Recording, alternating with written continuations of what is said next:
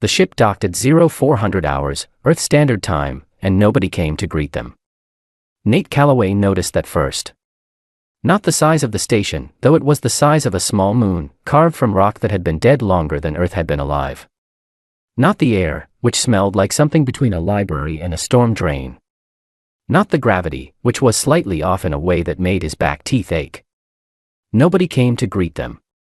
He picked up his bag and walked off the ramp anyway. Dr. Lena Farrow came down behind him, her jaw working the way it always did when the translation chip in her back molar was running hot. She had 4 languages cycling through it simultaneously before they even cleared the docking corridor. She looked like she had a headache, which she did, which she always did, which she never mentioned. Welcome signage? Nate asked. There isn't any. Direction markers? Also no. Map. Lena pointed at a symbol carved into the far wall. It was roughly the size of a garage door and depicted something that might have been a pathway or might have been a religious warning. She stared at it for 3 seconds while the chip processed. That way, she said. Probably. He went that way. She followed. The council chamber was built inside a hollowed-out section of the station's core, which meant that to reach it, they walked for 40 minutes through corridors that grew progressively larger, like the inside of something's throat. The walls were not walls exactly, more like compressed layers of different materials, each one a different color, each one from a different planet, stacked and fused into something that was technically architecture and emotionally closer to geological record. Nate didn't say anything about any of it. Lena said, the outer ring is approximately 4,000 years old. The inner sections are older. The chamber itself, she paused, chip humming. The chamber itself predates any of the current member species. Who built it? The files say the founders. The files don't say anything else about the founders. Fair enough, Nate said, and kept walking. The chamber seated 400 delegate species. Nate counted 40 visible when they entered, which still managed to fill the space in a way that made him feel like he'd walked into a very old, very full room, even though half the seats were technically empty. The ceiling was so high it had its own weather, a faint mist gathered up near the top where the light got thin and gray. The human seats were in the lower tier. 3rd row from the bottom, which felt pointed.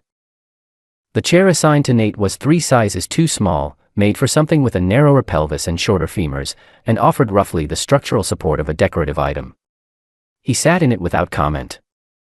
Lena sat beside him in an equally unsuitable chair, pulled out her tablet, and began cross-referencing the live chip translation with the written records because she didn't trust either one alone.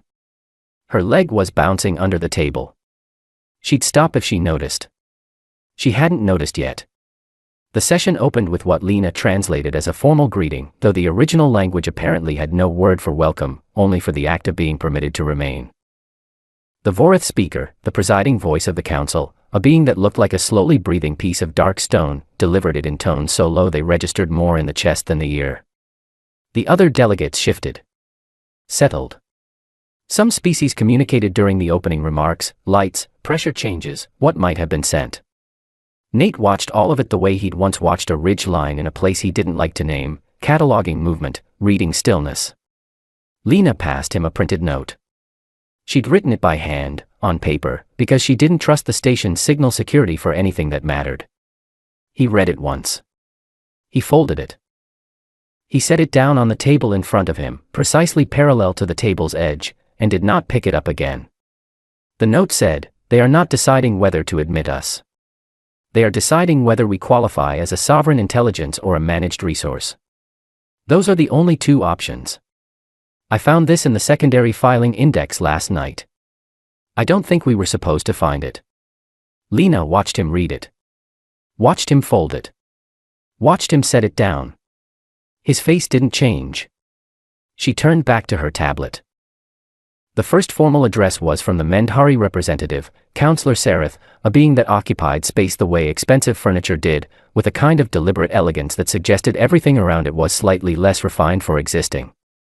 It spoke for 22 minutes in a language that sounded like water running over stone, and what it said, translated, was a detailed account of Earth's history of internal conflict. Every war. Catalogued. Dated. Casualty figures included. Lena translated it into Nate's earpiece in a low, flat voice, the way a doctor reads a chart, not because she felt flat, but because someone had to stay level, and it was going to be her. Nate listened. His hands were on the table, relaxed, which was either genuinely how he felt or the most controlled performance she'd ever seen in 16 years of diplomatic work. She had decided, sometime around the third year of working with him, that the answer was probably both. The second address was from the Quillari, who had no visible body in any sense Lena could translate, only a presence that the room seemed to acknowledge the way a room acknowledges a drop in temperature. They spoke about human biological fragility, average lifespan, disease susceptibility, the statistical probability of extinction by internal cause within 500 years. The number they quoted was high. Lena translated it. Nate said nothing. The third address. The fourth. Each one building on the last, each one polite, each one careful, not cruel, exactly, more the way a very thorough assessment is not cruel, it is simply thorough, and the subject of the assessment is simply required to sit in an undersized chair and listen. By the time the fifth speaker rose, the gallery above had filled. Different species, smaller delegations, observers without voting rights. Some had been there from the start. Others had filtered in as word spread through the station's internal networks that the human hearing was running ahead of schedule and that the human delegate had not yet spoken. That, apparently, was unusual enough to draw a crowd. Somewhere in the upper gallery, a cluster of beings that communicated through bioluminescence were doing something with their light patterns that Lena's chip flagged as a probable expression of interest. It also flagged a 15% chance it was amusement. She decided not to translate that part. Nate asked one question during the entire 4-hour session. He waited for a pause, a natural breath between speakers, and raised his hand the way a man raises a hand at a school board meeting, not demanding, not dramatic, just indicating he had something to say. The Vorith speaker acknowledged him. Nate said, "Are we being given time to respond?" The Vorith speaker confirmed that the response period was scheduled for the next session rotation. 6 weeks, by Earth calendar. Nate said, "Fair enough," and put his hand back on the table and did not speak again. 4 hours. Not one more word. Lena filed the session notes afterward in the small office attached to their quarters, 2 rooms that smelled like recycled air and felt like a budget hotel on a space station, which was exactly what they were. The light was the wrong color, slightly too blue, the kind of light that made everyone look slightly unwell. She sat at the desk for a long time after the filing was done. Through the single porthole window, Earth was visible, had been visible all day, in fact, from this side of the station. Just sitting there. Blue. Impossibly far. Impossibly small, for something that 8 billion people were currently treating as the entire world. She looked at it for a while. Calloway looked at the 400 delegates arranged above him in tiers of stone and light, and thought, hell of a thing. The formal hearing began at the second session, 7 days after the first. The chamber was fuller this time. Word had gotten around, not just among the observer gallery, but among the delegate species themselves, some of whom had sent additional representatives they hadn't bothered with before. The human was quiet. The human just sat there. Apparently that was worth watching. Lena noticed the new faces. She catalogued them the way she catalogued everything, automatically, without deciding to, the chip cross-referencing species identifiers while her eyes stayed on her tablet. 41 additional observers since last week. She would have found that flattering if she hadn't already read what the private session files said.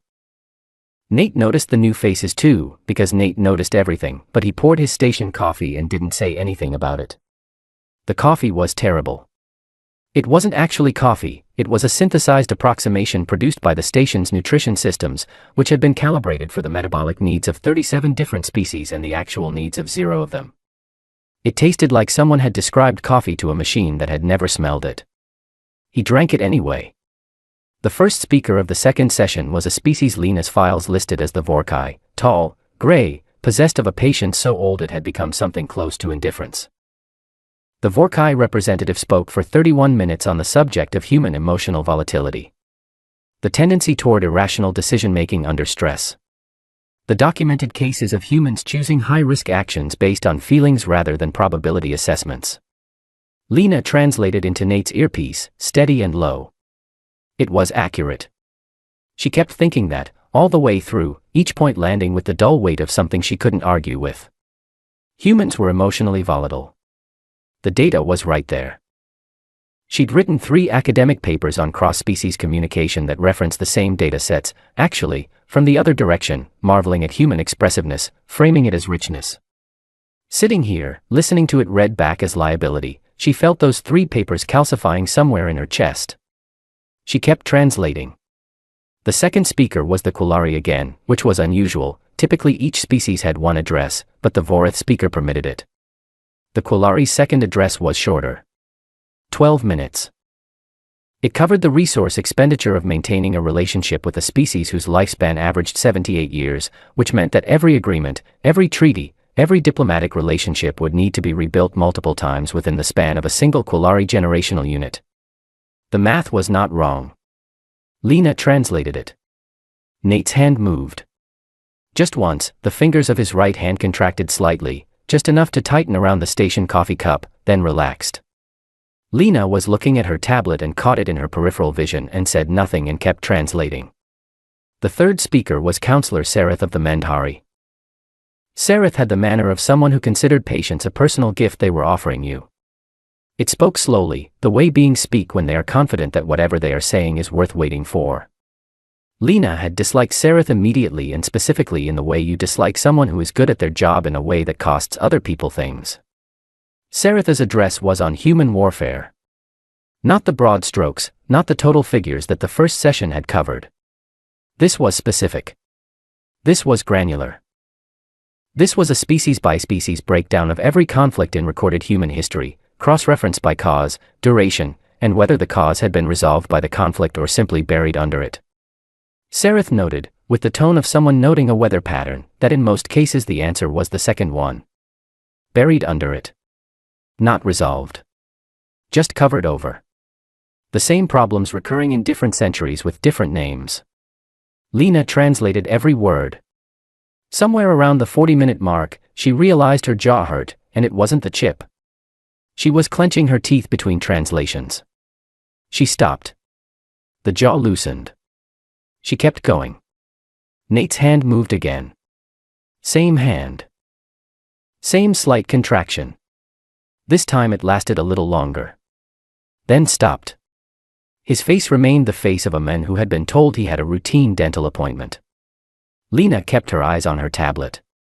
The gallery was paying attention. She could see it in her peripheral vision without looking up, the particular quality of stillness that occurs when something living is watching carefully. The bioluminescent species in the upper tier had gone darker, which her chip flagged as a probable indicator of focused attention. Or hunger. It had a 20% confidence margin on hunger. She didn't translate that either. Sareth's address concluded with a projection. Given human behavioral patterns across the last 6,000 years of recorded activity, the probability that humanity would destabilize at least one neighboring system within 200 years of full council membership was calculated at 67%. 67%. Lena said it into the earpiece clearly and without inflection. Nate looked at the ceiling for exactly 2 seconds. Then back at the table. Then at his terrible coffee. He didn't drink it. The session ran for 5 hours and 40 minutes. 7 species addressed the chamber. Lena translated all of it. The chip ran hot enough by hour 4 that she could feel the warmth against her back tooth, which meant she was processing faster than the recommended sustained rate, which meant she would have a headache by evening that would probably last until morning. Nate asked no questions this time. He listened. When the session was formally closed and the chamber began its long procedural exhale, species rising, delegates conferring in clusters, the ambient hum of post-session communication filling the space, he stood up from the undersized chair with no visible discomfort, picked up his bag, and walked toward the exit at the same pace he'd walked in. Lena caught up to him in the corridor. They walked for a while without talking. The corridor here was older than the outer sections, the walls a deeper color, the ceiling lower. It felt like being inside something's memory. 7 speakers, Lena said. Yep. 5 hours 40. Yep. She waited to see if he wanted to say anything about the content. The data. The 67%. Saratha's particular tone of voice when it said buried under it, like it was dropping something heavy from a height just to see what sound it made. He didn't say anything about any of it. The Vorkai piece, she said finally. The emotional volatility section. What about it? It was accurate. Nate glanced at her sideways. So. I wrote 3 papers that reference those same data sets. From the other direction, she paused. I called it richness. He thought about that for a moment. Still is, he said. That's not, she stopped. Started again. That doesn't change what the data says. No, he agreed. It doesn't. They kept walking. Lena filed the session transcripts that night. All 140,000 words of them, formatted and indexed and cross-referenced, the way she'd filed every transcript for 16 years, cleanly, completely, without leaving anything out, because leaving things out was the thing she refused to do, even when she wanted to. Especially when she wanted to. She finished at midnight, station time. Sat back. The blue light of the office made her hands look cold. Through the porthole, Earth was still there. Still blue. Still embarrassingly small, hanging in all that dark, dragging its long history behind it like something it couldn't figure out how to put down. She looked at it for a long time. She thought about 67%. She thought about buried under it. She thought about richness, and whether that word could survive in the same sentence as all those centuries of data, and whether it mattered that she still believed it was right. She didn't come up with an answer. She turned off the light and went to bed. Lena filed the transcripts that night, all 140,000 words of them, and then sat in the dark of their shared observation deck and watched Earth from 200,000 miles out, a blue thing hanging in nothing, embarrassingly small. Earth sent 43 people.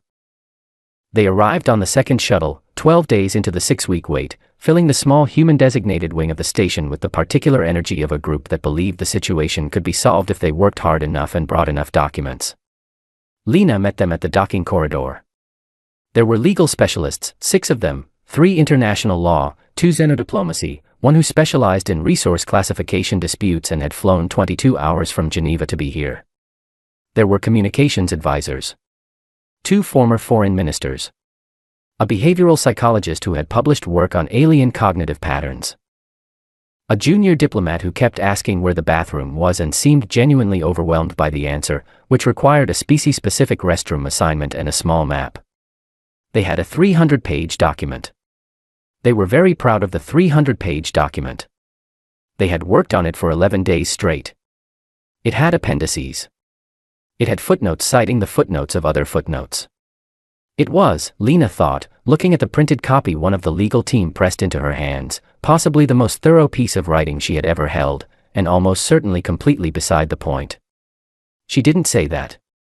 She showed them to their rooms. Nate watched the arrival from the corridor junction, leaning against the wall with his coffee, the terrible station coffee that he kept drinking anyway, the way a man commits to a bad decision, and said nothing while 43 people filed past him with rolling cases and manila envelopes and the slightly elevated heart rate of people who believed they were about to change something. When they'd passed, he looked at Lena. She looked at him. The appendices are color-coded, she said. He drank his coffee. The legal team requested a briefing. Then another briefing. Then a meeting about the briefings. Lena attended all of them and translated the session transcripts and answered questions and explained, carefully and repeatedly, that the council's deliberation process was not analogous to a court proceeding, and that responding to specific evidentiary points would likely be interpreted not as rebuttal but as confirmation that humanity understood itself to be on trial. The senior legal specialist, a man named Dav, who had wire-rimmed glasses and the tireless certainty of someone who had never lost a case, heard this and said, "But we're not on trial." Lena said, "I know. So the rebuttal framework is appropriate." She thought about the private files she'd read at midnight 2 weeks ago. The ones that said managed resource or sovereign intelligence and nothing in between. Sure, she said. The 300-page document was formally transmitted to the council on day 18. The council cataloged it, assigned it a reference number, and scheduled it for review in the next quarter. The next quarter was 9 weeks away. Dav found this frustrating. Lena found it predictable. Nate, when told, said fair enough and went back to whatever he'd been doing, which appeared to be sitting at the porthole and looking at nothing for extended periods. Lena had noticed that about him in the second week. He'd stopped reading the reports from Earth. They came in every morning, situation updates, diplomatic briefings, messages from Admiral Voss, media queries, and he read the first one and then stopped opening them. She hadn't asked why. She had her own theory. The reports were written for a version of this situation that wasn't the real version. They addressed the hearing as though the hearing was genuinely open. Reading them, she imagined, was like being given directions to a place that wasn't there anymore. On day 22, she played chess with him. He pulled out a travel board, small, magnetic, the kind that fit in a jacket pocket, and set it up on the table in the common area without asking if she wanted to play. She sat down. He moved a pawn. She moved a pawn. His father, she gathered over the next hour, had taught him badly. He played the queen like it was the only piece that mattered, aggressive and early, which left his back rank constantly exposed. She beat him 3 times. "You're playing the queen wrong," she said. "I'm playing the queen the way my dad played the queen." "Your dad played it wrong too, then." "Probably," he reset the board. He never lost a game, though. She thought about that for a moment. Then moved her pawn. They didn't talk about the hearing. They didn't talk about the 300-page document or DAV or the scheduled review in 9 weeks. They played chess badly in the wrong colored light and let the evening be what it was. On day 30, the junior alien aide found Lena. It came to her in the corridor outside the translation office, a small being, by its species standard, though by human standard it was roughly the height of a doorframe. It communicated primarily through a series of tonal frequencies that Lena's chip struggled with at low volumes. She had to ask it to repeat itself twice. It said, translated, "I have been assigned to assist the human delegation with logistical questions." Pause. "I also want to say something else." "Okay," Lena said. "I find humans confusing," it said. "In a way that keeps me from sleeping." Lena looked at it. Are you complaining? Or? "No," it said. "Very certain about that. I have studied 6 species joining proceedings. All of them responded to the assessment session with formal rebuttals, counter-evidence, or diplomatic overtures. Within the first week," it paused again, the tonal frequency dropping slightly. "You did not." The delegate did not. He asked one question and then was quiet for 4 hours. "That's correct. I have been trying to understand it. I have read 47 analyses of human behavioral patterns. None of them account for that specific response." Lena didn't know what to say to that, so she said, "Good." The aide processed this. "That is confusing also," it said, and left. On day 34, Lena read the private files again. She had access because of her clearance level, Xenodiplomacy Grade 4, which gave her read access to the Council's internal communications for the purpose of translation preparation. It was not intended to give her access to deliberation files. Technically, the deliberation files were under a separate access tier. Technically, there was a classification overlap in the filing system that the Council's archivists had apparently not caught in 400 years of operation, because the Council was very old and very large, and even very old, very large things have filing errors. She read for 3 hours. What was in the files was not a deliberation. It was a conclusion, already written, waiting for the procedural session to make it official. The language was careful and formal and said, in essentially the same way 17 times across 40 different documents, that Earth's profile was consistent with classification as a managed resource, and that the appropriate containment framework would be proposed following the response session. Containment framework. She closed the files. Opened them. Closed them again. The third time she opened them, she read to the end, past the conclusion, past the appendices, into the supporting notes. There was one note, added by a lower-tier council analyst, that had no formal weight. It said, translated, "The human delegate has not responded to the assessment. This is either cultural convention or a deliberate strategy. We have not been able to determine which. It is an outlier in our modeling." She sat with that for a long time. Then she went and found Nate. He was at the porthole. "Station coffee." looking at nothing. She sat across from him and waited until he looked at her. Then she told him in 12 words, "They've already decided." This was never a hearing. He looked at her for a moment. Set down his cup. "Yeah," he said. "I know." The silence between them was not the silence of people who had nothing to say. It was the silence of people who had looked at the same thing from different directions and arrived at the same place, and were now deciding what to do about it. Outside the porthole, Earth hung there. Blue. Small. Going about its Tuesday. She told him over terrible station coffee, in 12 words, "They've already decided." This was never a hearing. Calloway set down his cup. "Yeah," he said. "I know." The chamber was full. Not the partial attendance of the first session, not the expanded gallery of the second. Every seat. 400 delegate slots, each one occupied. The gallery above was standing, or the equivalent of standing for species that did not stand, 3 tiers of observers pressed to the rails, the bioluminescent cluster from the upper tier casting slow pulses of blue and amber light that the chip would not commit to interpreting. Lena had never seen the chamber full. She didn't say anything about it. She took her seat beside Nate, opened her tablet, checked the chip, and began her pre-session calibration the way she always did, cycling through the 6 primary language channels, confirming signal integrity, running a soft test on the translation buffer. The chip was warm already. Running hot before the session even started. Dov and the legal team were not in the chamber. They were in the observation room, a glass-enclosed section behind the delegate floor, close enough to see, too far to participate. Dov had spent the morning asking whether the 300-page document would be referenced during the session. Lena had told him she didn't know. She had said it clearly and without cruelty, the same way she'd been saying things clearly and without cruelty for 6 weeks. The Vorith speaker called the session to order. The ambient sound of the chamber, the layered hum of translation systems, the low-frequency communications of nonverbal species, the structural sounds of the station itself, which was large enough to have its own acoustics, did not exactly stop. It compressed. It reduced. The room became the particular kind of quiet that is not silence but is a step before it. The Vorith speaker said, translated, "The human delegation has been allotted this session for formal response to the assessment findings. The delegation may proceed." Lena leaned slightly toward Nate. "That's us," she said, which was unnecessary, but she said it anyway, because 6 weeks of preparation had to land somewhere. Nate stood up. The chamber watched him stand. He was not the tallest thing in the room, not even close. He was not the most impressively built, not the most decorated, not the most anything in any visible category.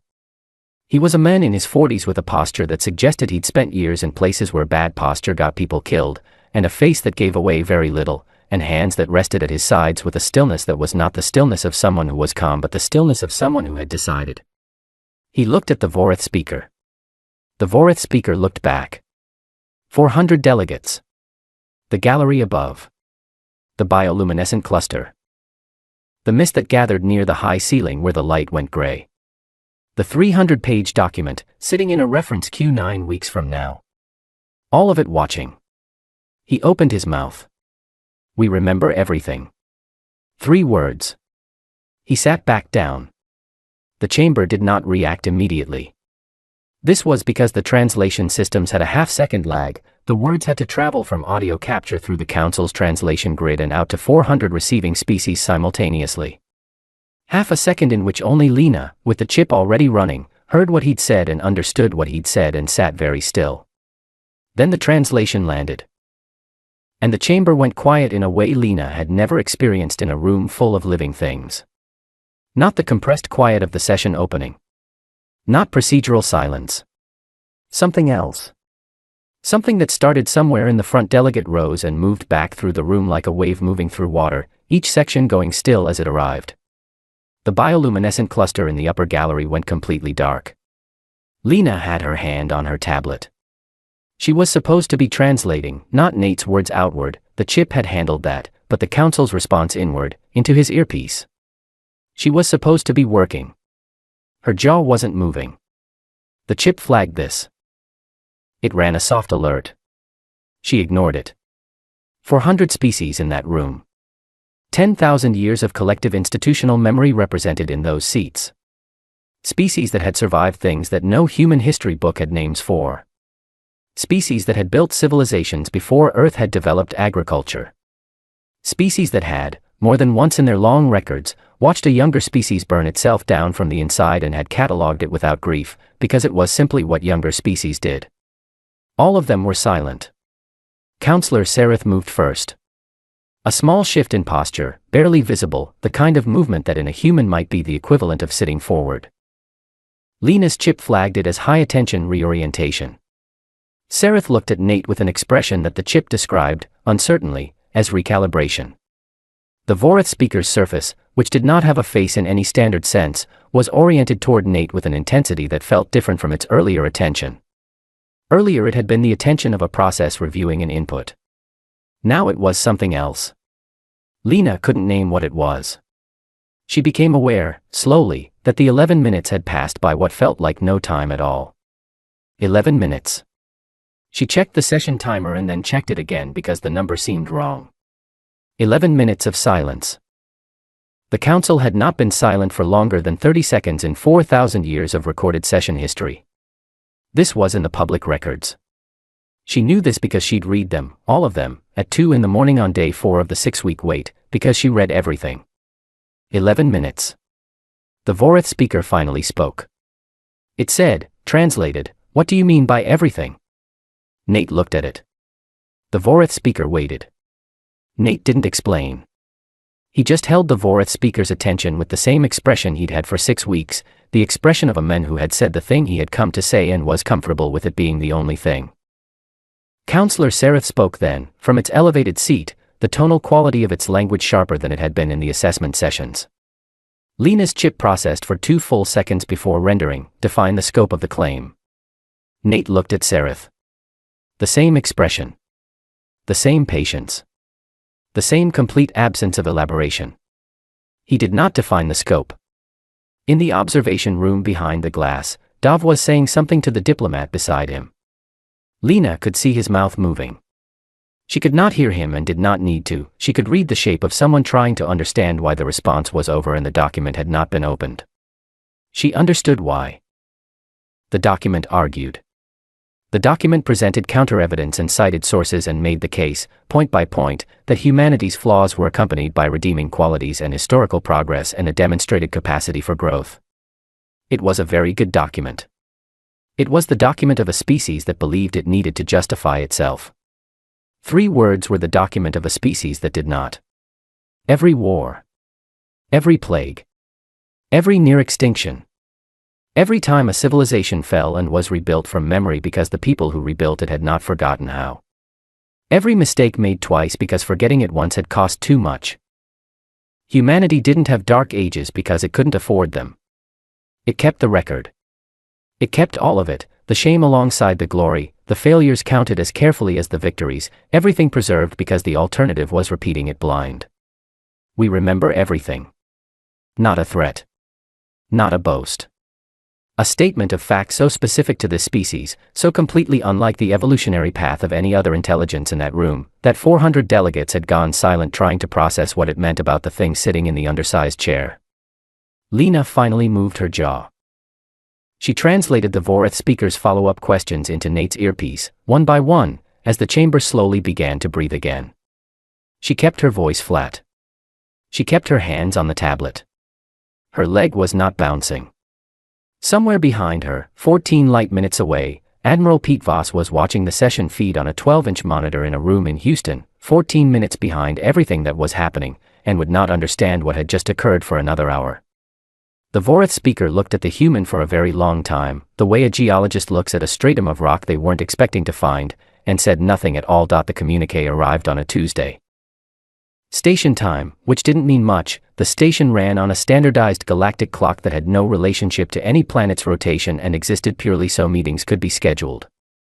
But Lena had long since given up adjusting her sleep cycle to it, so by her internal sense of time it was Tuesday, early, the kind of early where the light coming through the porthole looked wrong and her coffee hadn't had time to be anything but terrible.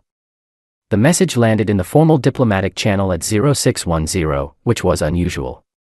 The council typically communicated through the session system. Private communiques were rare, she'd received 2 in 16 years of diplomatic work. Both had been procedural corrections. She read the subject header twice. Then she went and knocked on Nate's door.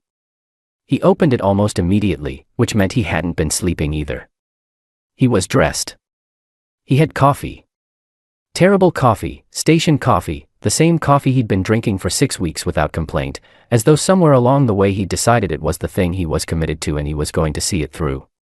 "Communique from the council," she said. He stepped back. She came in. She sat at the small desk, pulled up the document, and began to translate. It was 3 pages. The council's formal communications were always longer than they needed to be, a consequence of drafting by committee across 17 species and then translating into a form humans could receive. The first 2 pages were procedural language. Protocol confirmations. Session references. The reference number assigned to the 300-page document that was still 9 weeks from review. She translated it all, steadily, the chip warm and running clean. Then the 3rd page. She read it to herself first. The Alien Original. Her eyes moved across it and she stopped breathing for a moment in the way she'd trained herself not to do in sessions, the tells she'd learned to suppress. She breathed again. Read it again. Then she translated it aloud. The Council's decision, she told him, was to grant Earth provisional full membership in the Galactic Council. Not observed species. Not managed resource. Full membership, with a 50-year integration window during which Earth would have access to all standard Council resources, communications, and protections. The reasons cited were not the ones they'd expected. The Council noted that Earth's behavioral profile was consistent with several high-risk categories under standard assessment metrics, and that these risks had been correctly identified by the assessment speakers. The Council noted that the 300-page document had been received and would be reviewed in due course. Then the Council noted something else. It noted that in 4,000 years of conducting membership assessments, no species had been presented with a 6-week response period and chosen to respond in 3 words. It noted that those 3 words had required 11 minutes and 47 seconds of deliberation before the session could resume, which was, the document confirmed, unprecedented. It noted that upon review, the Council had determined that the claim made in those 3 words was, to the best of its knowledge and records, accurate. Lena paused. "Accurate," Nate repeated. "Accurate," she said. The document went on. The Council had compared humanity's cultural record against its own institutional archives and against the records of all current member species. Every member species had at least one period of significant cultural discontinuity, a collapse, a forgetting, an age of loss in which accumulated knowledge and history had been significantly disrupted or erased. Some species had several. The Quillari had 3. The Vorkai had a discontinuity that had lasted 2,000 years. Humanity had none. Not because humanity had not suffered collapses, it had. Many. The record was full of them. But the collapses had not erased the record. The record had survived them. Wars, plagues, floods, fires, the fall of every civilization humanity had ever built, and at the other end of each one, someone had carried the books. Someone had maintained the oral tradition. Someone had tattooed the history onto skin or scratched it into stone or hidden it in monastery walls or uploaded it to servers buried in reinforced basements. Not because they were ordered to. Because they could not bear to forget. The Council described this as an anomaly in its closing section. It used the word troubling twice. It used the word admirable once, immediately after the second troubling, which Lena thought was probably the most diplomatically honest sentence she'd ever read in a formal document. She translated the last line. "The Council notes," she said, "that no species has ever frightened us with so few words. We find this admirable. We find this troubling. We welcome you." The room was quiet. Nate set down his coffee cup. "Hell of a thing," he said. Lena looked at him. "That's all you've got? What else is there?" She thought about it. 6 weeks. 43 people and a color-coded document. The undersized chair. The 11 minutes. The private files that said managed resource. The junior aide that couldn't sleep. "Nothing," she said. "That's about right." She called her mother that afternoon. Her mother was in Boston, 6 time zones offset from wherever in the world 0610 station time corresponded to, and was drinking tea and watching a news program with the sound low the way she always did. She picked up on the second ring. "Lena, it's 7 in the morning." "I know. She stopped. Started again. It worked out." Her mother waited. She was good at waiting. Lena had probably gotten that from her, the stillness, the patience, the willingness to let a silence sit until something true came out of it. "How?" her mother asked. Lena looked at the porthole. Earth was right there. Same place it had been for 6 weeks. Same blue. Same impossible smallness. "Nate didn't talk much," she said. Her mother said, "He never does." This was, more so than usual. A pause. Then her mother said, "And it worked." "Yeah." Another pause, longer. "How many words?" Lena smiled once. "Small. Quick. 3. Her mother was quiet for a moment. "Then, what did he say?" "I'll tell you when I'm home." She meant it. Not because it was a secret, the session transcripts would be public record within the month, but because some things deserve to be said in person, at a kitchen table, with the sound of a kettle somewhere in the background, the way things that matter are supposed to be said. Admiral Pete Voss sent a message at 1400 hours. It said, "Good." 1 word. No punctuation. No context. No signature, though the header had his name and rank and the Houston operational address and a timestamp. Just, "Good." Nate read it, and set his tablet down, and for a moment, just a moment, the expression on his face was something Lena didn't have a chip to translate. The junior alien aide came by the translation office at end of day. It stopped in the doorway, frequencies low and careful, the way it moved when it was about to say something it had been thinking about for a while. "I heard the decision," it said. "Yeah," Lena said. "Word travels." "I also looked something up. In your oldest recorded human language," it paused. "The root word for memory. The oldest form of it." Lena waited. "It shares its origin with the word for warning," the aide said. "And the word for grief. In your oldest recorded language, those 3 things are the same root." Another pause. "I was awake for 2 days." "What did you do with that?" Lena asked. "I don't know," the aide said. "That's why I came to tell you." Lena said, "Neither do we." "That's the point." The aide processed this. Then it said, in its careful tonal frequencies, "Yes. I think that might be exactly it," and left. Nate went to the observation deck that evening. Lena didn't follow. She gave him the room, the porthole, the view. Some things a person needed to look at alone. He stood there for a long time. Earth in the distance. Blue and small and entirely itself, carrying every century of everything it had ever done, the beautiful parts and the ugly parts and the parts that were both at once, which was most of it, in a cultural memory so complete and so continuous that the oldest civilization in the known galaxy had looked at it across a council chamber and gone quiet for 11 minutes. Not because humanity was powerful. Not because humanity was perfect. Because humanity remembered. All of it. And something about that, in all the space between all the stars, was the rarest thing anyone had ever found. He'd said 3 words and meant 100,000 years of them, and somewhere down there in all that blue, 8 billion people were going about their Tuesday, completely unaware that they had terrified something ancient into letting them in.